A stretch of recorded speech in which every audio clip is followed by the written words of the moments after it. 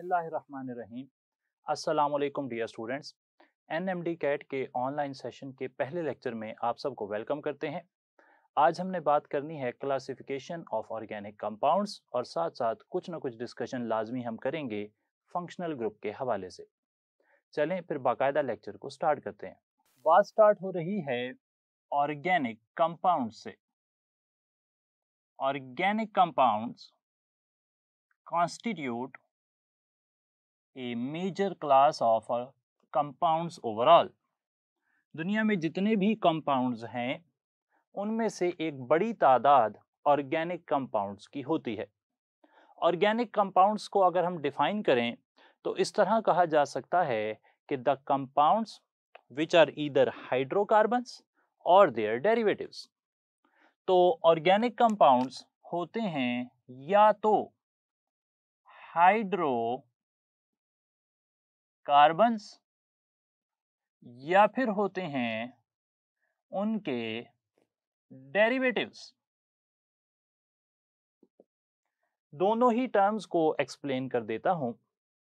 Hydrocarbons ऐसे compounds होते हैं जिनमें कार्बन और हाइड्रोजन पाए जाते हैं, तीसरा कोई एलिमेंट यहां पर मौजूद नहीं होता। मिसाल के तौर पर एल्केन्स या फिर एल्कीन्स। इसी तरीके से एल्काइंस भी हाइड्रोकार्बन्स की एक बेसिक क्लास हैं। आपने hydrocarbons second year 8th chapter aliphatic hydrocarbons नामी टॉपिक में पढ़े हुए हैं। दूसरे कंपाउंड्स जो ऑर्गेनिक कंपाउंड्स कहला सकते हैं उन्हें आप कहते हैं डेरिवेटिव्स ऑफ हाइड्रोकार्बन्स। हाइड्रोकार्बन का डेरिवेटिव इस तरह समझ सकते हैं आप कि अगर आपके पास मीथेन है और मीथेन से एक हाइड्रोजन आप रिमूव कर देते हैं तो यहां पर ग्रुप बन जाएगा जिसे मिथाइल ग्रुप कहते हैं। मिथाइल ग्रुप के साथ OH आपने लगा दिया। OH एक फंक्शनल ग्रुप है जो कि अल्कोहल्स में पाया जाता है। तो ये कंपाउंड ये कहलाएगा डेरिवेटिव ऑफ हाइड्रोकार्बन।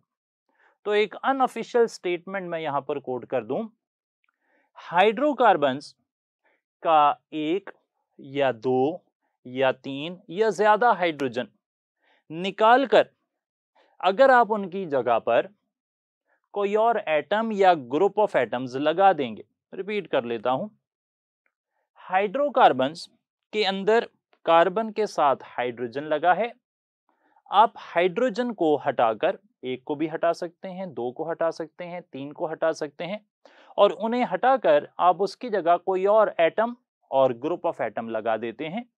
तो जो कंपाउंड नए बनते हैं उन्हें आप कहते हैं डेरिवेटिव्स। और डेरिवेटिव्स भी हाइड्रोकार्बन्स के तरीके से ही ऑर्गेनिक कंपाउंड्स होते हैं। हमारा जो सिलेबस है एनएमडी कैट का उसके अंदर एक तो आपको सिलेबस दिया गया है, साथ साथ कुछ लर्निंग आउटकम्स भी बताई गई हैं और वो दोनों को मिलाकर एक अरेंजमेंट हमने बनानी होती है कि किस यूनिट में से कौन कौन से टॉपिक्स हमारी डिस्कशन का हिस्सा बनेंगे। तो हाइड्रोकार्बन्स या ऑर्गेनिक कंपाउंड्स ओवरऑल क्या होते हैं, ये हमारी लर्निंग आउटकम्स का एक क्वेश्चन है, जबकि बेसिक हेडिंग हमारी क्लासिफिकेशन ऑफ ऑर्गेनिक कंपाउंड्स ही चल रही है। तो यहां पर हमने देखा कि हाइड्रोकार्बन्स और उनके डेरिवेटिव्स तमाम के तमाम ऑर्गेनिक कंपाउंड होते हैं, लेकिन ऑर्गेनिक कंपाउंड कहलाने के लिए एक और चीज भी इंपॉर्टेंट है। ऑर्गेनिक कंपाउंड्स के लिए हाइड्रोकार्बन्स से डिराइव होना लाजमी शर्त है, यानी कि ऐसे कंपाउंड्स जो हाइड्रोकार्बन से बनते हैं वो कहलाएंगे ऑर्गेनिक कंपाउंड। और वो क्या हाइड्रोकार्बन से डिराइव हुए हैं या नहीं, इसका अंदाजा आपको हो सकता है इस बात से उन सब का एक ही जनरल फॉर्मूला होगा, वो सब के सब एक होमोलोगस सीरीज बनाएंगे। बहुत important, homologous series. Homologous series ऐसे तमाम तर कंपाउंड या तो जो हाइड्रोकार्बन है, एल्केन है, एल्कीन है, एल्काइन है, बेंजीन है, या फिर जो उनके डेरिवेटिव हैं chapter number 10 alkyl halide, chapter number 11 alcohols and phenols, chapter 12 aldehydes and ketones, chapter 13 carboxylic acids, asters वगैरह, ये सब के सब ऑर्गेनिक कंपाउंड कहलाते हैं। आखिर इस बात की वजह क्या है कि आप इन्हें ऑर्गेनिक कंपाउंड कहते हैं? इसके मुकाबले में आपके पास कार्बन मोनोऑक्साइड भी है, कार्बन डाइऑक्साइड भी है, कार्बोनेट भी है, बाइकार्बोनेट भी है, अमोनियम सायानेट भी है। ये सब के सब ऑर्गेनिक कंपाउंड नहीं है। हालांकि इनमें भी कार्बन है, बल्कि यहाँ तो कार्बन और हाइड्रोजन दोनों हैं। तो हाइड्रोकार्बन्स और उनके डेरिवेटिव्स को आप ऑर्गेनिक कंपाउंड कहते हैं, तो हाइड्रोकार्बन या डेरिवेटिव होने की निशानी क्या है? वो निशानी मैंने आपको बता दी कि वो सब के सब जो हैं एक पर्टिकुलर होमोलोगस सीरीज बनाएंगे और उनका एक जनरल फार्मूला होगा। एक ही फार्मूला से आप उन्हें लिख सकते हैं। मिसाल के तौर पर एल्केन्स का जनरल फार्मूला देख लें, CnH2n+2, alkenes CnH2n, alkynes CnH2n-2। इसी तरीके से एल्काइल हैलाइड्स हो सकते हैं, CnH2n+1X हो सकता है। और इसी तरीके से आप एल्डिहाइड्स और कीटोन्स के लिए भी जनरल फार्मूला लिख सकते हैं। तो तमाम तरह ऑर्गेनिक कंपाउंड्स के लिए जनरल फार्मूलाज जो हैं वो लिखे जाते हैं, क्योंकि वो सब ऑर्गेनिक कंपाउंड्स हैं। तो ऑर्गेनिक कंपाउंड्स में ना जनरल फार्मूला, एक ही फार्मूला पर काफ़ी सारी सीरीज ऑफ कंपाउंड्स का एग्जिस्ट करना, ये भी एक ज़रूरी शर्त है। इसके मुकाबले में ये जो कंपाउंड्स हैं, टेक्निकली द बुक राइट्स के जो ऐसे कंपाउंड्स हैं कार्बन के जो ऑर्गेनिक नहीं माने जाते, इसका रीज़न किताब में ये लिखा हुआ है कि they do not show the general properties of organic compounds. तो वो कौन सी प्रॉपर्टी है जो इनऑर्गेनिक कार्बन कंपाउंड्स शो नहीं करते, वो मैंने आपके सामने रख दी कि उनका कोई जनरल फार्मूला, मतलब CO के बाद कोई इसी सीरीज का कोई और मेंबर नहीं है, एक ही है कार्बन मोनोऑक्साइड। कार्बोनेट भी अकेला है, अमोनियम साइनेट इसकी सीरीज में भी कोई नहीं होता। तो ये जो फार्मूला है ना, जनरल फार्मूला, ये एक इंडिकेशन है कि अगर कार्बन के कंपाउंड्स का एक खास जनरल फार्मूला है तो वो ऑर्गेनिक नेचर के होंगे और इसी तरीके से वो होमोलोगस सीरीज बनाएंगे, लॉन्ग चेन्स बनाएंगे जो कि कार्बन की प्रॉपर्टीज में है। तो ये बात आपने जाना इंफॉर्मेशन के तौर पर अपने पास रखनी है, ताकि अगर आपको कभी ऐसे सवाल आए कि कौन सा कंपाउंड ऑर्गेनिक नहीं है तो आप उसे टैकल कर सकें। फिलहाल हम अपने जो सवालों का हिस्सा है उसे लेकर जाएंगे क्लासिफिकेशन ऑफ ऑर्गेनिक कंपाउंड्स की तरफ ही। स्टार्ट करेंगे क्लासिफिकेशन ऑफ ऑर्गेनिक कंपाउंड्स। तो बात चल रही है क्लासिफिकेशन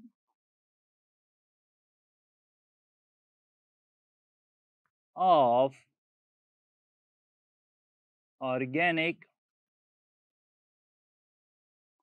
कंपाउंड्स की। ऑर्गेनिक कंपाउंड्स को आप ब्रॉडली क्लासिफाई कर रहे हैं दो हिस्सों में।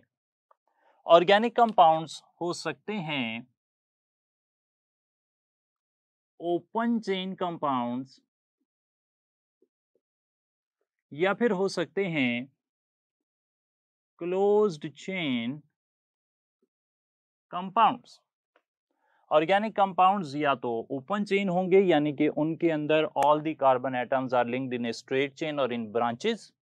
इस तरह लगे हो सकते हैं ऑर्गेनिक कंपाउंड्स में कार्बन एटम्स, या फिर इस तरह लगे हो सकते हैं, या इस तरह लगे हो सकते हैं। यहाँ पर हर पॉइंट जो है कार्बन को शो कर रहा है, ये कार्बन चेन को शो किया जा रहा है। वो इस तरह लग सकते हैं या इस तरह लग सकते हैं। इसी तरीके से मुख्तलिफ पॉसिबिलिटीज़ जो हैं वो आप ड्रा कर सकते हैं। तो इस तरह ओपन चेन कंपाउंड्स होते हैं, उनके अंदर कार्बन एटम्स जो हैं वो एक स्ट्रेट चेन में हो सकते हैं, उसमें एक ब्रांच, दो ब्रांचेस, ज़्यादा ब्रांचेस हो सकती हैं, लेकिन कभी भी उसमें कोई रिंग जो है वो नहीं पाया जाएगा।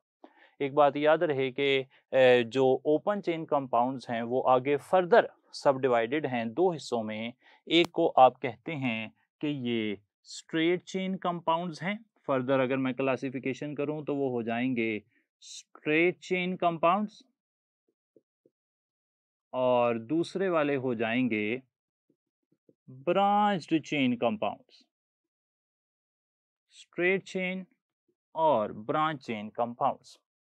स्ट्रेट चेन कंपाउंड्स ऐसे कंपाउंड्स होते हैं जिनमें तमाम तर कार्बन एटम एक स्ट्रेट चेन में लगे होते हैं, वहां पर कोई भी ब्रांच जो है नहीं पाई जाती। मिसाल के तौर पर हम एल्केन्स के लिए स्ट्रेट चेन कंपाउंड्स की एक अलामत आपको बता रहे हैं। अगर कोई एल्केन स्ट्रेट चेन होगी तो वो इस तरह पाई जाएगी। हर कार्बन ज्यादा से ज्यादा 4 बॉन्ड बना सकता है। जब आप इस कार्बन को देखते हैं तो इसने एक बॉन्ड कार्बन से बनाया हुआ है, तो इसके पास 3 बॉन्ड हैं जिन्हें वो हाइड्रोजन से सेटिस्फाई कर लेता है। ये सैचुरेटेड है। ओपन चेन कंपाउंड्स जो हैं वो स्ट्रेट चेन और ब्रांच चेन हो सकते हैं, और साथ साथ इन्हीं को एक और तरीके से भी आप क्लासीफाई कर सकते हैं जिसे आप सैचुरेटेड और अनसैचुरेटेड भी कहते हैं। वो भी दोनों तरह के हो सकते हैं, वो भी स्ट्रेट चेन हो सकते हैं, वो भी ब्रांच चेन हो सकते हैं। फिलहाल हम बात कर रहे हैं ओपन चेन जो कंपाउंड्स हैं उनकी, जो पहली टाइप है स्ट्रेट चेन कंपाउंड्स, उसकी।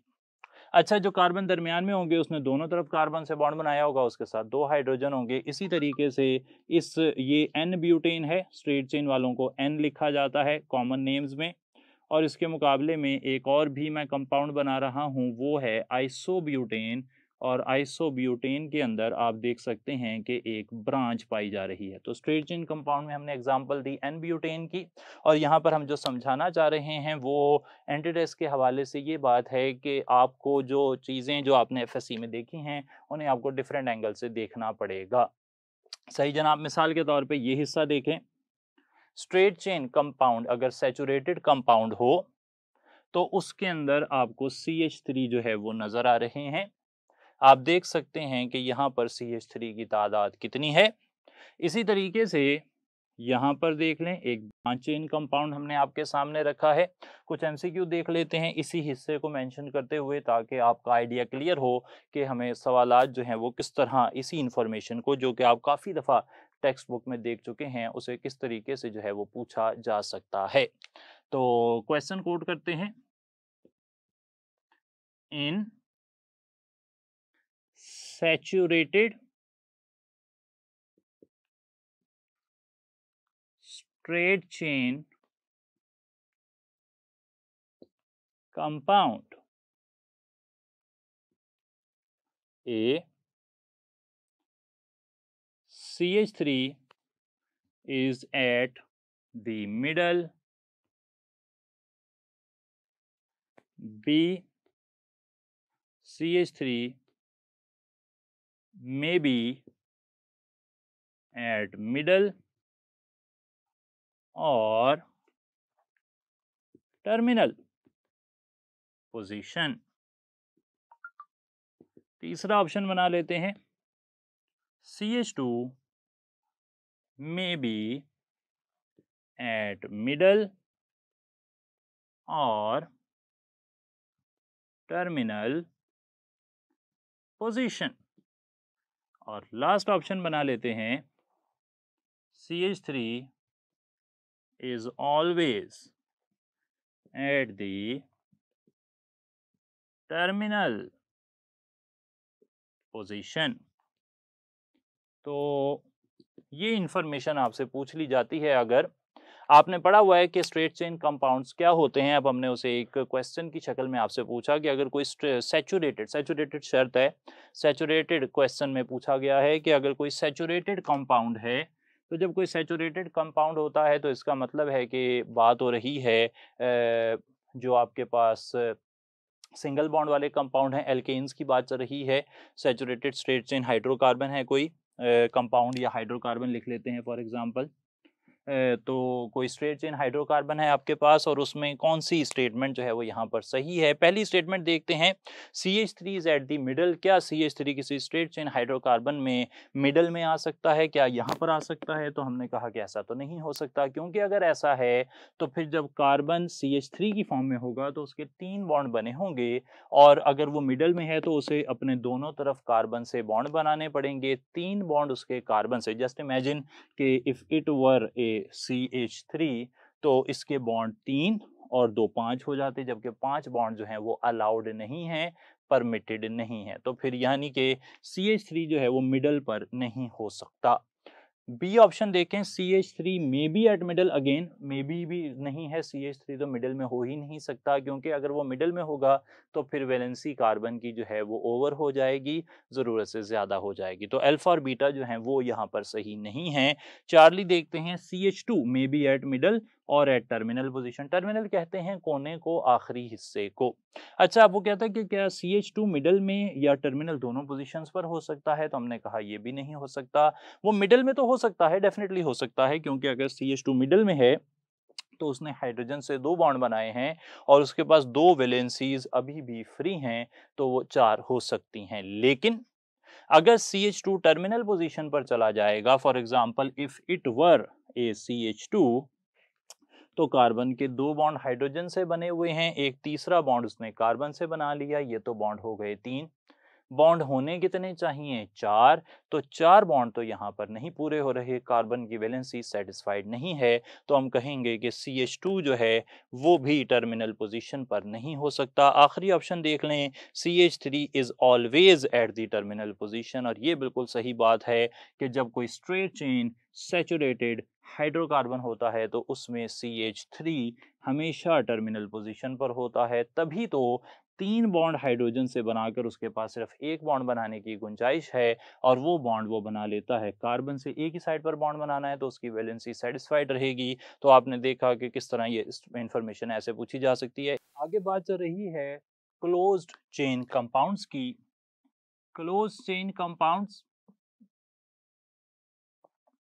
ऐसे कंपाउंड्स होते हैं जिनमें कार्बन एटम्स या तो खुद या फिर किसी और हेटेरो एटम के साथ मिलकर एक क्लोज्ड चेन बनाते हैं, यानी कि एक ऐसा स्ट्रक्चर जिसमें कार्बन एटम्स आपस में लिंक्ड होकर क्लोज हो जाते हैं। उनके अंदर कोई रिंग, कोई सर्कल, कोई और शक्ल का स्ट्रक्चर जो है वो पाया जा सकता है। क्लोज चेन कंपाउंड्स को अगर हम देखें तो इन्हें आप क्लासीफाई कर सकते हैं on the basis of atoms that form the ring. तो जो एटम्स रिंग बना रहे हैं उनकी बेस पर आप इन्हें क्लासीफाई कर सकते हैं। आप इन्हें क्लासीफाई कर सकते हैं होमोसाइक्लिक कंपाउंड्स में, और आप इन्हें क्लासीफाई कर सकते हैं हेटेरोसाइक्लिक कंपाउंड्स में। होमोसाइक्लिक कंपाउंड्स जिनका दूसरा नाम कार्बोसाइक्लिक कंपाउंड्स भी रखा गया है, इनके अंदर जो रिंग होता है, रिंग ऑफ एटम्स, वो सिर्फ और सिर्फ कार्बन एटम्स पर ही मुश्तमिल होता है। इसके अलावा कोई और एटम, नाइट्रोजन, सल्फर, ऑक्सीजन वगैरह, वो यहाँ पर मौजूद नहीं होता। अच्छा, जो होमोसाइक्लिक कंपाउंड्स हैं या कार्बोसाइक्लिक कंपाउंड्स हैं, इन्हें आप फर्दर डिवाइड कर सकते हैं। इन्हें आप फर्दर डिवाइड कर सकते हैं एलिसाइक्लिक कंपाउंड्स में और एरोमेटिक कंपाउंड्स में। एलिसाइक्लिक कंपाउंड्स ऐसे कंपाउंड्स होते हैं जिनके अंदर सिमिलैरिटी पाई जाती है with aliphatic compounds. Aliphatic compounds के साथ इनमें सिमिलैरिटी पाई जाती है, लाइक ये एल्कीन या एल्केन या alkyne like properties somewhat show कर सकते हैं, लेकिन इनमें साइकिल या रिंग पाया जाता है। कुछ मशहूर मिसालें मैं यहाँ पर कोट करूँ तो ये पहली मिसाल मैंने आपके सामने रखी, इसे आप कहते हैं साइक्लोप्रोपेन। एक आसान तरीका एलिसाइक्लिक कंपाउंड्स को शो करने का ये है कि आप इस तरह स्ट्रक्चर बना दें और जो भी देखने वाला है उसे ये पता हो कि यहाँ पर हर कोना एक कार्बन को जाहिर कर रहा है और हर एक लाइन एक बॉन्ड को जाहिर कर रही है। जबकि अगर यहाँ पे 2 लाइनें होंगी तो वो डबल बॉन्ड को शो करेंगी, और अगर 3 लाइनें, तो वैसे यहाँ पर इतनी ज़्यादा पॉसिबल नहीं है, तो अगर 2 लाइनें हों तो फिर वो डबल बॉन्ड को शो करती हैं। तो ये साइक्लोब्यूटेन हो गया। इसी तरीके से साइक्लोपेंटेन या साइक्लोहेक्सेन वगैरह, ये सब के सब एलिसाइक्लिक कंपाउंड हैं, और ये सब के सब एलिसाइक्लिक सैचुरेटेड कंपाउंड्स हैं। ये एक बात आपने याद रखनी है कि अगर सारे सिंगल बॉन्ड हैं तो फिर वो सैचुरेटेड होंगी, और अगर वो डबल बॉन्ड है वहां पर या ट्रिपल बॉन्ड है किसी कंपाउंड में तो वो अनसैचुरेटेड कंपाउंड होगा। तो किताब के मुताबिक एलिसाइक्लिक सैचुरेटेड कंपाउंड्स, उनका जनरल फार्मूला CnH2n है, और ये वही जनरल फार्मूला है जो कि एल्कीन्स का होता है, यानी कि CnH2n। और ये बात हम यहाँ पर भी कर रहे हैं, आगे भी करेंगे, आज ही आइसोमेरिज्म में भी बात करेंगे कि अगर दो कंपाउंड्स का जनरल फार्मूला एक जैसा हो तो if they have the same number of carbon atoms तो वो एक दूसरे के साथ आइसोमेरिज्म शो कर रहे होते हैं। मिसाल के तौर पर ये जो कंपाउंड है, इस बात को समझने के लिए हम एक मिसाल कोड करते हैं, क्वेश्चन कोड करते हैं, और वो क्वेश्चन ये है कि मिथाइल साइक्लोप्रोपेन, ये देखें जी, ये है मिथाइल साइक्लोप्रोपेन। साइक्लोप्रोपेन में एक CH3 लगा हुआ है। Methyl cyclopropane is an isomer of n butane, या फिर आइसोब्यूटेन, या फिर 1 ब्यूटीन, या फिर 1 ब्यूटाइन। तो आइसोमर्स पहचानने के लिए general formula is very important. आगे चलकर हम जब फंक्शनल ग्रुप की बात करेंगे तो भी हम काफ़ी ज़्यादा जनरल फार्मूलाज पर जोर देंगे और ऐसे भी ग्रुप्स आइडेंटिफाई करेंगे जिनका जनरल फार्मूला सेम होता है। तो यहाँ पर जो जनरल फार्मूला है सैचुरेटेड एलिसाइक्लिक कंपाउंड्स का, वो CnH2n है, और एल्कीन्स का जनरल फार्मूला भी CnH2n होता है। तो अल्लाह के फजल से हम ये आसानी आइडेंटिफाई कर सकते हैं कि जो एल्कीन्स होंगी वो फिर एलिसाइक्लिक सैचुरेटेड कंपाउंड्स के आइसोमर होंगे। सही है जनाब। तो ये आपने ध्यान में रखना है। एक और सवाल यहाँ पर देखते हैं कि किस तरह का क्वेश्चन और एक्सपेक्ट कर सकते हैं हम यहाँ से। तो ये एक स्ट्रक्चर है, ये एक स्ट्रक्चर मैंने आपके सामने रखा और इसका नाम है साइक्लोब्यूटीन। एक डबल बॉन्ड आपको नजर आ रहा है। साइक्लोब्यूटीन हैज हाइड्रोजन एटम्स। साइक्लोब्यूटीन में हाइड्रोजन एटम्स की तादाद आखिर कितनी है? क्या वो 4 है, या 6 है, या 8 है, या 10 है? याद रहे कि सैचुरेटेड जो एलिसाइक्लिक कंपाउंड्स हैं उनका जनरल फार्मूला CnH2n है, लेकिन अगर डबल बॉन्ड आ जाए बीच में तो फिर ज़रूरी नहीं है कि वो CnH2n हो, तो वो आपको आइडेंटिफाई करना पड़ेगा। मिसाल के तौर पर अगर मैं कार्बन की बात करता हूं तो यहाँ पर चार कोने हैं, 4 कार्बन हैं। इस कार्बन की बात की जाए तो यहाँ पर 2 बॉन्ड बने हुए हैं, 2 बॉन्ड कार्बन और हाइड्रोजन के बने हुए हैं। सॉरी, कार्बन कार्बन के, तो यहाँ पे 2 हाइड्रोजन होंगे, कार्बन की वैलेंसी पूरी हो जाएगी। इसी तरीके से इस कार्बन के साथ भी 2 हाइड्रोजन लगने ज़रूरी हैं ताकि कार्बन की 4 वैलेंसी सेटिस्फाई हो जाए। इस कार्बन के साथ 1 हाइड्रोजन लगेगा क्योंकि एक तरफ डबल बॉन्ड है, एक तरफ सिंगल बॉन्ड है। 3 बॉन्ड कार्बन के पहले बने हुए हैं तो 1 बॉन्ड और बन जाएगा 4। और इसी तरीके से इस कार्बन के साथ भी 3 बॉन्ड पहले बने हुए हैं तो एक नया बॉन्ड बनेगा, 4 बॉन्ड हो जाएंगे। तो इस तरह से ये स्ट्रक्चर अब फुली सेटिस्फाइड स्ट्रक्चर है कार्बन की वैलेंसी के हवाले से, चाहे वो डबल बॉन्ड या सिंगल बॉन्ड से सेटिस्फेक्शन हुई हो। तो यहाँ पर हाइड्रोजन एटम्स देखें, 2 2 4 5 6 एटम्स हैं जी यहाँ पर हाइड्रोजन के। इस तरह का भी सवाल हम यहाँ से एक्सपेक्ट कर सकते हैं कि हमें एलिसाइक्लिक कंपाउंड्स के हवाले से आ जाए। अच्छा, आगे चलें तो एरोमेटिक कंपाउंड्स की बात कर लेते हैं। एरोमेटिक कंपाउंड्स जो होते हैं उनके अंदर मिनिमम एक बेंजीन रिंग होना चाहिए। बेंजीन रिंग अगर अकेला हो तो उसे आप बेंजीन ही कहते हैं। अगर बेंजीन रिंग 2 आ जाएं तो उसे आप नेफ्थलीन कह देते हैं। अगर बेंजीन रिंग 3 आ जाएं और वो एक स्ट्रेट चेन में लगे हों तो इसे आप एंथ्रासीन कहते हैं। इसी तरीके से अगर बेंजीन रिंग के साथ CH3 लगा हो तो आप इसे टोलुइन कहेंगे, या फिर यहाँ OH लगा हो सकता है, आप इसे फिनोल कहते हैं अल्लाह के फजल से, या फिर यहाँ पर लगा हो सकता है CHO जिसे आप बेंजल्डिहाइड कहते हैं। इसी तरीके से NH2 aniline, COOH benzoic acid, और SO3H बेंजीन सल्फोनिक एसिड। तो यहाँ पर कोई भी जो स्ट्रक्चर है उसके हवाले से कोई इंफॉर्मेशन जो है वो हमें पूछी जाती रही भी है। फॉर एग्ज़ाम्पल एक और भी बात यहाँ पर हम कोट करते हैं और उसमें हमें ये पूछा गया था, ये पास्ट पेपर के सवाल की थोड़ी-सी एलैबोरेशन है यहाँ पर और वो ये है कि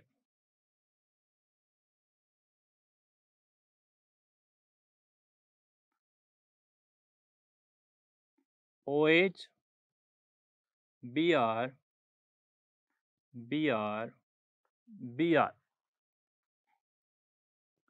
The name of this compound is, इस कंपाउंड का नाम क्या है ये हमने आइडेंटिफाई करना है। तो इसका नाम पिक्रिक एसिड या 135 ट्राइब्रोमो बेंजीन या 246 ट्राइब्रोमो बेंजीन या 246 ट्राइब्रोमो फिनोल। तो पता ये लगेगा कि यहाँ पर जो OH ग्रुप है वो फिनोल नाम देता है बेंजीन को और उसे आप नंबर 1 कह देंगे। उस हवाले से ये 2 पर है, ये 4 पर है, ये 6 पर है, तो इसका नाम हो जाएगा 246 ट्राइब्रोमोफिनोल। 246 ट्राइब्रोमोफिनोल इस कंपाउंड का नाम हो जाएगा। इस तरह नाम जो हैं एरोमेटिक कंपाउंड्स के वो भी हमें ध्यान में रखने हैं। एक और एंगल भी सवाल का आपसे डिस्कस करते हैं और वो सवाल ये है कि number of sp2 hybrid carbons in benzaldehyde are 6, 7, 8 और 10। तो बेंजल्डिहाइड में sp2 हाइब्रिड कार्बन्स जो हैं उनकी तादाद क्या है। पहले हमें बेंजल्डिहाइड देखना पड़ेगा कि वो क्या है और उसका स्ट्रक्चर कैसा है। तो अगर कभी बेंजीन के साथ CHO लगा हो तो आप इसे बेंजल्डिहाइड कहते हैं और बेंजल्डिहाइड को फर्दर ओपन करके लिखूं तो C डबल बॉन्ड OH, इसे कहेंगे बेंजल्डिहाइड। बेंजल्डिहाइड में 6 कार्बन हैं और आप सभी जानते हैं कि बेंजीन के सारे कार्बन जो हैं वो sp2 हाइब्रिडाइज्ड होकर सिग्मा फ्रेमवर्क बनाते हैं। एटॉमिक ऑर्बिटल ट्रीटमेंट को मद्देनजर रखते हुए 9th चैप्टर का आपका टॉपिक है, उसे आप सेकेंड ईयर में तैयार कर रहे हैं। तो ये sp2 हाइब्रिडाइज्ड हैं सारे के सारे 6 कार्बन और ये वाला कार्बन जिसने एक डबल बॉन्ड बनाया है उसके हवाले से इंफॉर्मेशन आपको दे दूं कि जब कभी कार्बन ने एक डबल बॉन्ड बनाया हो, दो नहीं जी, एक डबल बॉन्ड बनाया हो, तो वो sp2 हाइब्रिडाइज्ड होता है। तो 6 कार्बन ये वाले और एक ये वाला, 6 और एक 7। यहाँ पर 7 ऐसे कार्बन एटम्स हैं जिन्होंने sp2 हाइब्रिडाइजेशन की हुई है। तो यहाँ पर 7 कार्बन हो गए sp2 हाइब्रिडाइज्ड कार्बन। तो ये थी बात जी एरोमेटिक कंपाउंड्स की, इनकी मशहूर क्लासिफिकेशन भी हमने आपसे जिक्र की। अब हम बात करेंगे हेट्रोसाइक्लिक कंपाउंड्स की।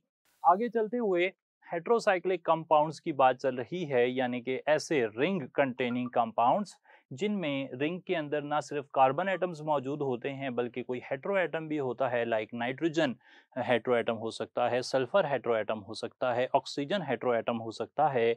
तो हेट्रोसाइक्लिक कंपाउंड्स को आप क्लासिफाई करेंगे सैचुरेटेड हेट्रोसाइक्लिक कंपाउंड्स में और अनसैचुरेटेड हेट्रोसाइक्लिक कंपाउंड्स में। सैचुरेटेड हेट्रोसाइक्लिक कंपाउंड्स हमारी जो टॉपिक ऑफ डिस्कशन है उसमें फॉल नहीं करते, अलबत्ता इनका नाम क्लासिफिकेशन की जो स्कीम बनी हुई है सेकेंड ईयर की बुक में उसमें लिखा गया है। तो उस हवाले से मैं बता दूं कि अगर इस तरह हेट्रो एटम रिंग में पाया जाए और कोई डबल बॉन्ड नहीं है, कोई अनसैचुरेशन नहीं है, तो फिर आप उन्हें कह देते हैं कि ये सैचुरेटेड हेट्रोसाइक्लिक कंपाउंड्स हैं, लेकिन इनकी डिटेल हमारे पास मौजूद नहीं है। हम डिटेल से बात करेंगे अनसैचुरेटेड हेट्रोसाइक्लिक कंपाउंड्स की, जिनमें मशहूर मिसालें आप देख चुके हैं, ये वाली पायरोल,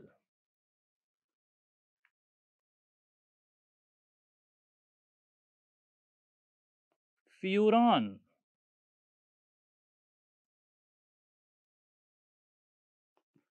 थायोफीन,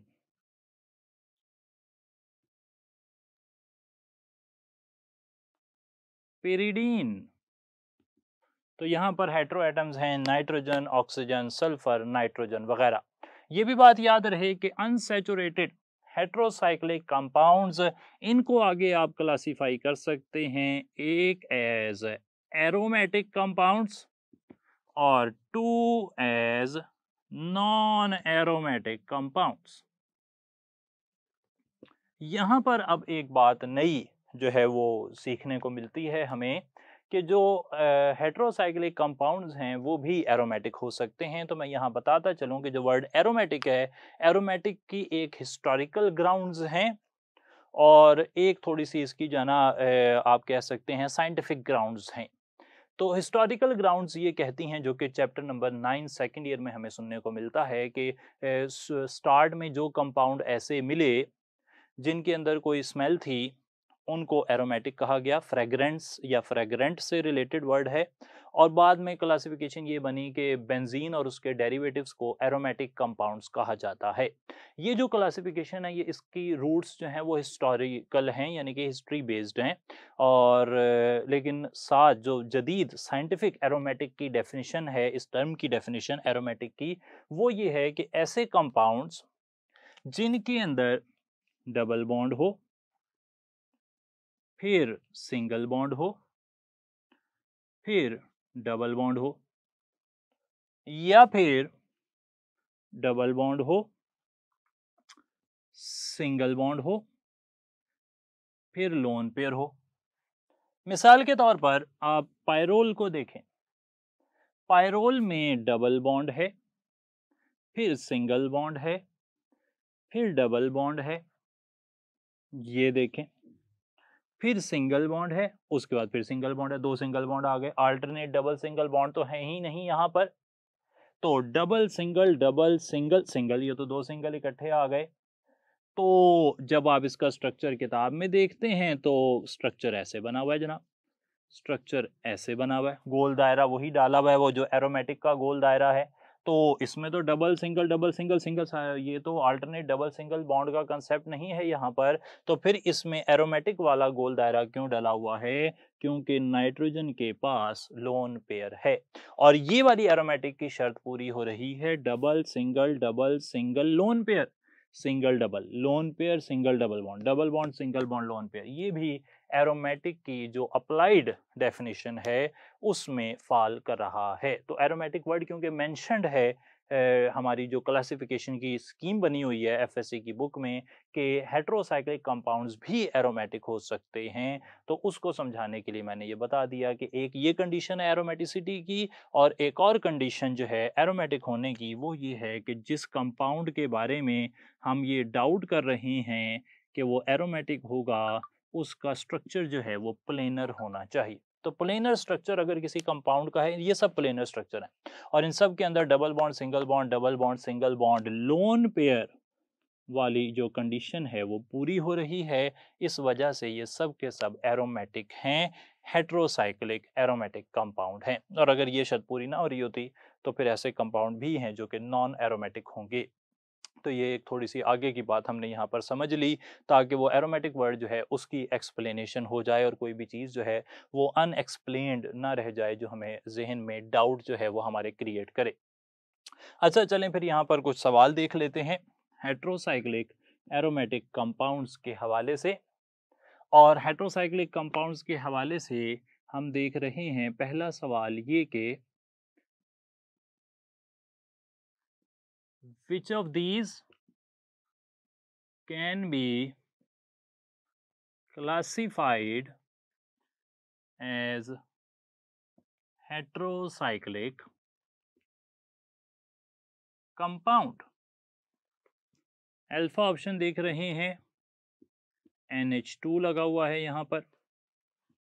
बीटा ऑप्शन देख रहे हैं OH लगा हुआ है यहाँ पर।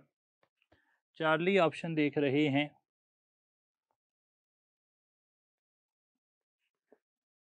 नाइट्रोजन लगा हुआ है यहाँ पर, डेल्टा ऑप्शन देख रहे हैं COOH लगा हुआ है यहाँ पर। तो आप देख सकते हैं कि हेट्रोसाइक्लिक कंपाउंड्स की डेफिनेशन में हेट्रो एटम का रिंग का हिस्सा बनना बड़ा जरूरी है। अगर हेट्रो एटम रिंग का हिस्सा नहीं बन रहा तो फिर आप उस कंपाउंड को हेट्रोसाइक्लिक कंपाउंड नहीं कहेंगे। यहाँ पर N हेट्रो एटम है, O हेट्रो एटम है, बीटा में डेल्टा में O हेट्रो एटम है, लेकिन ये हेट्रो एटम जो है वो रिंग का पार्ट नहीं बन रहे, ये रिंग के बाहर लगे हुए हैं, as a branch, as a substituent लगे हुए हैं। तो ये सब के सब बेंजीन के डेरिवेटिव्स कहलाएंगे। जबकि ये जो चार्ली ऑप्शन है जिसमें nitrogen as an hetero atom, as a hetero atom, वो रिंग का पार्ट बन रहा है, तो आप कहेंगे कि ये हेट्रोसाइक्लिक कंपाउंड की मिसाल है। एक और सवाल यहां पर देखते हैं और वो ये है कि which of these does not relate to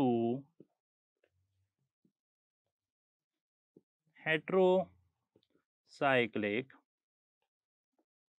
compounds। इनमें से कौन सी बात हेट्रोसाइक्लिक कंपाउंड्स के साथ रिलेट नहीं करती? ईदर इट इज सैचुरेटेड और अनसैचुरेटेड और एरोमेटिक और एलिसाइक्लिक। तो हेट्रोसाइक्लिक कंपाउंड्स क्या सैचुरेटेड हो सकते हैं? जी हाँ, हो सकते हैं। ये देखें सामने, क्या वो अनसैचुरेटेड हो सकते हैं? बिल्कुल अनसैचुरेटेड हो सकते हैं। अब चार्ली और डेल्टा में ना प्रॉब्लम आ सकती है कि क्या हेट्रोसाइक्लिक कंपाउंड्स एरोमेटिक हो सकते हैं? तो मैंने कहा कि जो हमारी बेसिक डेफिनेशन है एरोमेटिसिटी की या एरोमेटिक कंपाउंड्स की, वो बेंजीन और उसके डेरिवेटिव्स के हवाले से ही चलती है। लेकिन हमारी किताब के अंदर ही एक जगह पर ऐसे लिखा हुआ है जिसको मैंने एलैबोरेट कर दिया कि हेट्रोसाइक्लिक कंपाउंड्स जो हैं, अगर उनके अंदर ये वाली अरेंजमेंट अगर आ जाए, प्लेनर स्ट्रक्चर आ जाए, जैसे कि पायरोल में है, फ्यूरान में है, थायोफीन में है, पिरिडीन में है, तो वो भी एरोमेटिक हो सकते हैं। यानी कि ये कंडीशन जो भी पूरी करेगा वो एरोमेटिक हो जाएगा, तो ये एरोमेटिक हो सकते हैं। लेकिन ये एलिसाइक्लिक नहीं हो सकते, क्योंकि एलिसाइक्लिक होने के लिए कार्बोसाइक्लिक इस तरह का स्ट्रक्चर, एलिसाइक्लिक में सिर्फ कार्बन एटम्स ही होते हैं, कार्बन एटम्स के अलावा कोई और एरोमेटिक नहीं, सॉरी, एलिसाइक्लिक नहीं हो सकता। तो हेट्रोसाइक्लिक जो कंपाउंड्स हैं उनके अंदर तो हेट्रो एटम होना ज़रूरी है, और यहाँ पर एलिसाइक्लिक क्योंकि उसमें कोई भी हेट्रो एटम नहीं होता, इसलिए heterocyclic compounds are not related to alicyclic compounds. बाकी सबसे वो रिलेटेड हैं, तो ये चीज़ आपने ध्यान में रखनी है। अब बात चल रही है फंक्शनल ग्रुप की। आप देख सकते हैं कि हमने यहाँ पर डिफरेंट फंक्शनल ग्रुप्स लिख लिए हैं, साथ उनके नाम, और ऐसे कंपाउंड्स जिनमें फंक्शनल ग्रुप पाया जाता है उन कंपाउंड्स को क्या कहते हैं इसके बारे में भी लिखा है, और बाद में उनका जनरल फार्मूला लिखा है। जनरल फार्मूला बहुत ज़्यादा इंपॉर्टेंट है हमारे लिए, ना सिर्फ फंक्शनल ग्रुप को समझने के लिए बल्कि इस बात को भी समझने के लिए कि कौन से ऐसे ऐसे फंक्शनल ग्रुप्स हैं जिनकी वजह से कंपाउंड्स आपस में आइसोमेरिज्म शो करते हैं। आइसोमेरिज्म की बात इसलिए कर रहा हूं क्योंकि आगे चलकर हमने आइसोमेरिज्म पर फिर से बात करनी है। एक नेक्स्ट टॉपिक ही हमारा आइसोमेरिज्म के हवाले से है। तो सबसे पहले डबल बॉन्ड की बात हो रही है। डबल बॉन्ड, जैसा कि नाम से ही जाहिर है, इसे डबल बॉन्ड कहते हैं। ऐसे कंपाउंड्स जिनमें डबल बॉन्ड पाया जाता है उन्हें आप एल्कीन्स कहते हैं। इनका जनरल फार्मूला CnH2n होता है। जिन कंपाउंड्स में ट्रिपल बॉन्ड होता है उन्हें एल्काइंस कहते हैं, और उनका जनरल फार्मूला CnH2n-2 होता है, यानी कि जितने कार्बन है उससे डबल हाइड्रोजन से 2 हाइड्रोजन कम होते हैं, like propyne C3H4। X halogen functional group है, हेलो ग्रुप इसे कहते हैं, फ्लोरो, क्लोरो, ब्रोमो, आइडो वगैरह। एल्काइल हैलाइड्स में ये फंक्शनल ग्रुप पाया जाता है और उनका जनरल फार्मूला CnH2n+1x होता है। OH बड़ा famous group, hydroxyl group alcohols में पाया जाता है, और आप देख सकते हैं कि यहाँ पर इनका जो जनरल फार्मूला है वो मैंने ब्लू से लिखा है और एक लाइन भी आपको कनेक्ट करती हुई नजर आ रही है। तो ये जो फार्मूला है CnH2n+2O, ये जनरल फार्मूला है अल्कोहल्स का, और यही जनरल फार्मूला होता है ईथर्स का भी। यानी कि अल्कोहल्स और ईथर्स में अगर कार्बन एटम्स की तादाद एक जितनी हो तो फिर वो आपस में आइसोमेरिज्म शो करेंगे। आइसोमेरिज्म। इसके अलावा भी और भी ऐसे पेयर्स हैं जो आपस में आइसोमेरिज्म शो करते हैं, फंक्शनल ग्रुप आइसोमेरिज्म शो करते हैं, तो उनकी भी आगे डिटेल आ जाएगी। NH2 अमाइनो फंक्शनल ग्रुप होता है, जिन कंपाउंड्स में ये ग्रुप पाया जाए उन्हें अमाइंस कहते हैं। इनका जनरल फार्मूला CnH2n+1 NH2 होता है। C डबल बॉन्ड N जो ग्रुप है, C डबल बॉन्ड NH, इसे इमीनो कहते हैं, I से शुरू होता है, अमाइनो नहीं है, इमीनो है। जिन कंपाउंड्स में इमीनो ग्रुप पाया जाता है उन्हें इमीन्स कहते हैं, और इनका जनरल फार्मूला CnH2n होता है।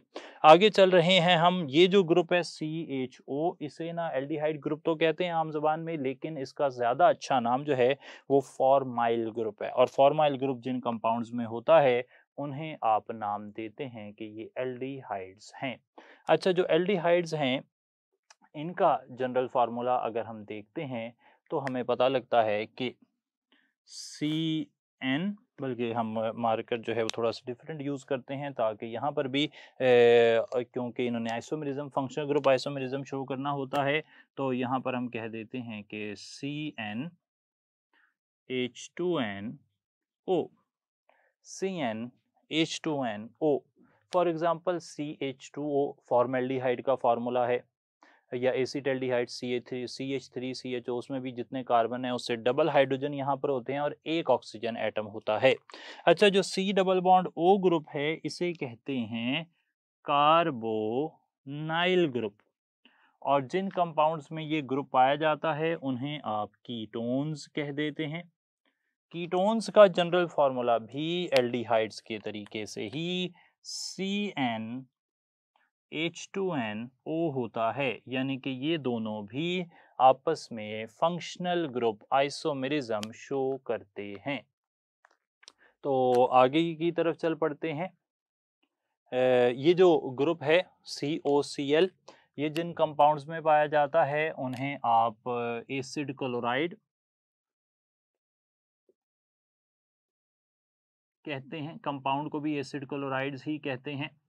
और इनका जनरल फार्मूला जो है वो होता है CnH2n+1 COCl। लेस कॉमन है, बहुत ज़्यादा फेमस नहीं है FSC के अकॉर्डिंग भी।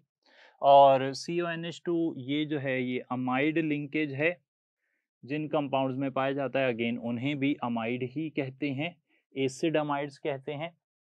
और उनका जनरल फार्मूला होता है CnH2n+1 CONH2, एसिड अमाइड्स।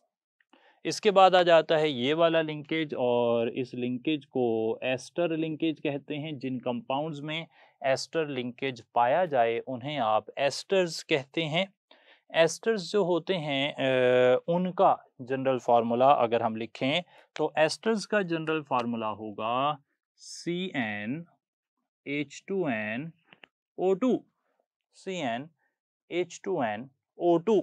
अच्छा, एस्टर से मिलता जुलता एक कंपाउंड हम यहाँ पर लिखते हैं और जो बड़ा फेमस है और हमें पता भी है उसके बारे में, वो है C double bond O OH। इसे कहते हैं कार्बोक्साइल ग्रुप, और जिन कंपाउंड्स में कार्बोक्साइल ग्रुप पाया जाता है उन्हें नाम दिया जाता है कार्बोक्सिलिक एसिड्स का। आप जानते हैं कि कार्बोक्सिलिक एसिड्स के अंदर कार्बोनाइल ग्रुप भी होता है, यानी कि C डबल बॉन्ड O वाला ग्रुप भी होता है, और हाइड्रोक्साइल ग्रुप भी होता है, यानी कि OH वाला ग्रुप भी होता है। इसलिए उन्हें कार्बोनाइल से और ऑक्साइलिक और हाइड्रोक्सिल से नाम दिया जाता है।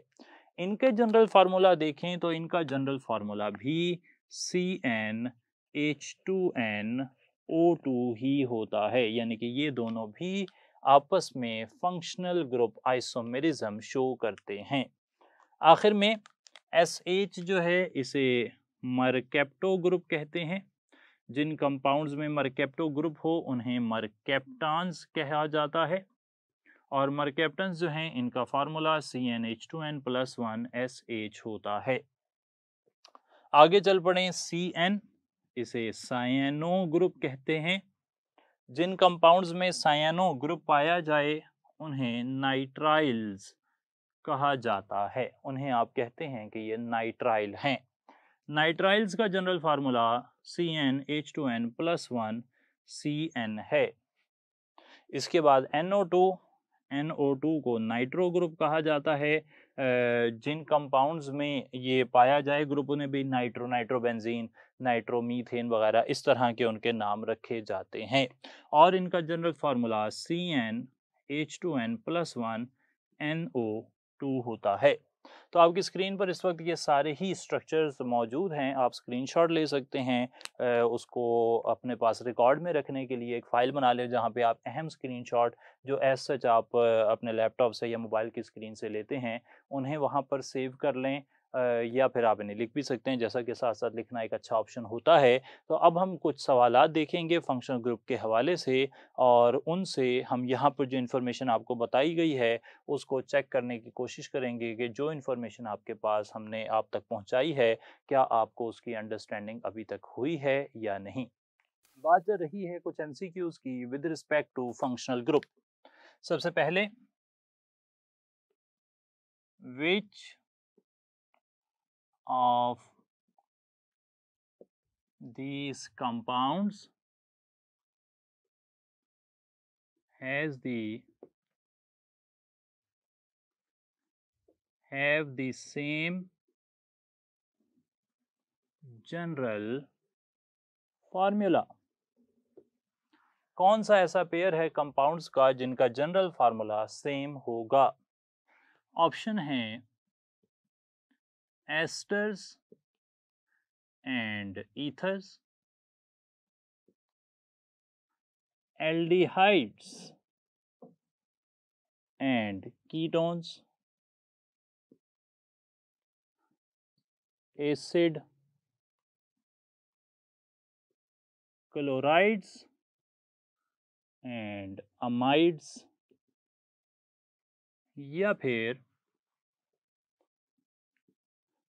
Alkanes and cyclo alkanes. तो कौन सा ऐसा पेयर है यहाँ पर जिनका जनरल फार्मूला सेम होगा? जनरल फार्मूला सेम के हवाले से मैंने आपके सामने एक बात रख दी है। वो बात ये है कि अल्कोहल्स और ईथर्स, एल्डिहाइड्स और कीटोन्स, कार्बोक्सिलिक एसिड्स और एस्टर्स, चौथा साइक्लोएल्केन्स और एल्कीन्स। रिपीट करके आप देख लें, चारों नाम मैंने आपके सामने रख दिए हैं। अल्कोहल्स और ethers, aldehydes ketones, carboxylic acids asters और एल्कीन्स और साइक्लोएल्कीन्स। ये चार ऐसे पेयर हैं जिनका जनरल फार्मूला सेम है और वो एक दूसरे के साथ फंक्शनल ग्रुप आइसोमेरिज्म शो करते हैं। तो उनमें से एक पेयर यहाँ पर मौजूद है, तो उसे आप टिक कर देंगे कि एल्डिहाइड्स और कीटोन्स उनका जनरल फार्मूला एक जैसा होता है। आगे चल पड़ते हैं जनाब, next question, which compounds has the highest number of oxygen atoms per molecule? Options हैं मरकैप्टन्स, या फिर नाइट्राइल्स, या फिर कीटोन्स, या फिर एस्टर्स। तो आप जानते हैं कि मरकैप्टन्स में कोई भी ऑक्सीजन नहीं है, एसएच फंक्शनल ग्रुप है। नाइट्राइल्स में triple bond N functional group है। कीटोन्स में एक ऑक्सीजन होती है। इनका जनरल फार्मूला मैंने आपके सामने रखा था CnH2nO, जबकि एस्टर्स जो हैं CnH2nO2, यानी कि पर मालिक्यूल वहां पर दो ऑक्सीजन हैं जो कि बाकी सबसे ज्यादा हैं। आगे चल पड़ते हैं जी, एक और भी बात देख लेते हैं, एक और क्वेश्चन देख लेते हैं। all of these have sp2 hybrid atoms except, तो हमने यहाँ पे 4 ग्रुप ऐसे लिखने हैं जिनके अंदर sp2 हाइब्रिड एटम या तो होंगे या नहीं होंगे, और सवाल ये है कि आपने देखना है कि किसमें sp2 हाइब्रिड एटम्स नहीं हैं। ऑप्शंस हैं हमारे पास एल्डिहाइड्स, एल्कीन्स, कार्बोक्सिलिक एसिड्स और नाइट्राइल्स।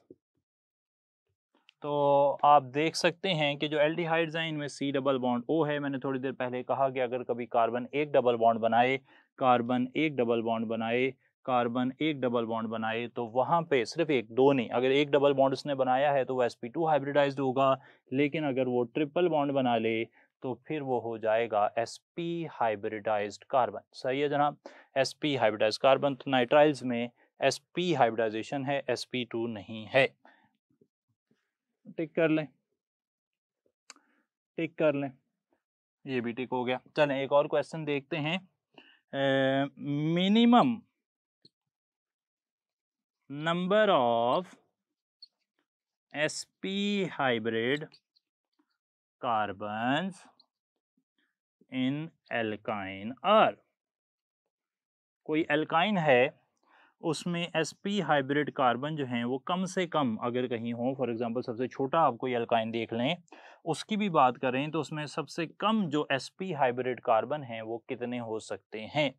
तो बड़ा आसान जवाब है जी। आप सबसे मिनिमम कार्बन एटम वाला कंपाउंड सोचें एल्काइन, तो वो बनता है इथाइन, और इथाइन C2H2 है। याद रहे कि एल्काइंस में ट्रिपल बॉन्ड फंक्शनल ग्रुप पाया जाता है और वो ट्रिपल बॉन्ड होता है C ट्रिपल बॉन्ड C। तो कम से कम 2 कार्बन तो होंगे ही जिन्होंने ट्रिपल बॉन्ड बनाया होगा, और जब कार्बन ट्रिपल बॉन्ड बनाता है तो वो sp हाइब्रिडाइज्ड हो जाता है। तो यहाँ पर हम कहेंगे कि जो एल्काइन है उसमें कम से कम तो 2 ऐसे कार्बन होने ही चाहिए जो ट्रिपली बॉन्डेड है। उससे ज़्यादा भी हो सकते हैं, लेकिन मिनिमम इतना होना ज़रूरी है।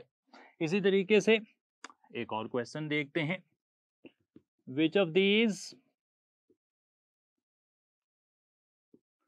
is not a functional group। इनमें से कौन एक फंक्शनल ग्रुप की मिसाल नहीं है। तो हम डबल बॉन्ड कोड कर लेते हैं, ट्रिपल बॉन्ड कोड कर लेते हैं, ट्रिपल बॉन्ड n कोड कर लेते हैं, सिंगल बॉन्ड कोड कर लेते हैं। तो याद रहे कि एल्केन्स जो हैं जिनमें सिंगल बॉन्ड होता है, सिंगल बॉन्ड कोई फंक्शनल ग्रुप नहीं है। सिंगल बॉन्ड तमाम ऑर्गेनिक कंपाउंड्स में होता ही है, वही बेसिक है, वही बेसिक्स है हाइड्रोकार्बन्स की। डबल बॉन्ड फंक्शनल ग्रुप है, ट्रिपल बॉन्ड फंक्शनल ग्रुप है, और ट्रिपल बॉन्ड n भी फंक्शनल ग्रुप है। तो ये बात भी आपके जहन में रहनी चाहिए। इसके साथ ही आज का लेक्चर हमारा कंप्लीट होता है। कोई भी डाउट हो इस टॉपिक के हवाले से हो तो आप शेयर कर लीजिएगा। थैंक यू सो मच जी। अस्सलाम वालेकुम।